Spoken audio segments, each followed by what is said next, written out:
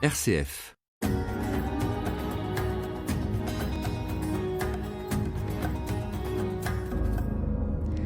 Cela m'est arrivé très souvent. Une fois, c'était une femme Xhosa, en Afrique du Sud, qui, me voyant arpenter les collines du Transkei, loin de la civilisation moderne, me fit remarquer que je ne portais pas de chaussures. Lorsque je lui retournai la remarque, elle me rétorqua que les pieds des Blancs étaient bien trop fragiles et que les Blancs ne pouvaient pas marcher pieds nus. Une autre fois, c'est une Balinaise qui refusa de me laisser porter le saladier de riz sur la tête pendant une marche dans la jungle, alors qu'elle-même transpirait, un enfant dans chaque bras et le riz sur la tête.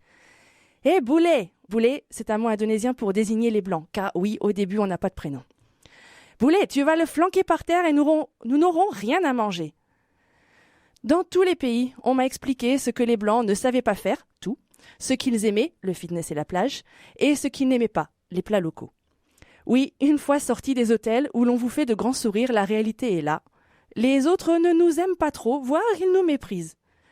Le mythe du « tout le monde il est beau, tout le monde il est gentil » s'effondre assez rapidement.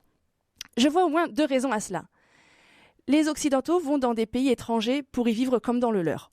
Des vacances, ça s'appelle. Il faut que le touriste se repose et qu'il s'amuse. Surtout, pas de contrariété et les cultures étrangères en génèrent à foison.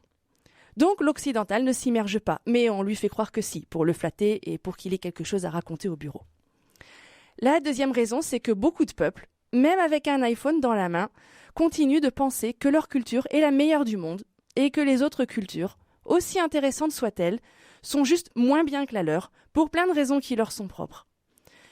Il faut beaucoup de temps, de patience pour pénétrer une culture étrangère, et encore plus d'humilité pour devenir l'exception qui confirme la règle, le blanc qui veut s'intégrer, ne serait-ce qu'un peu.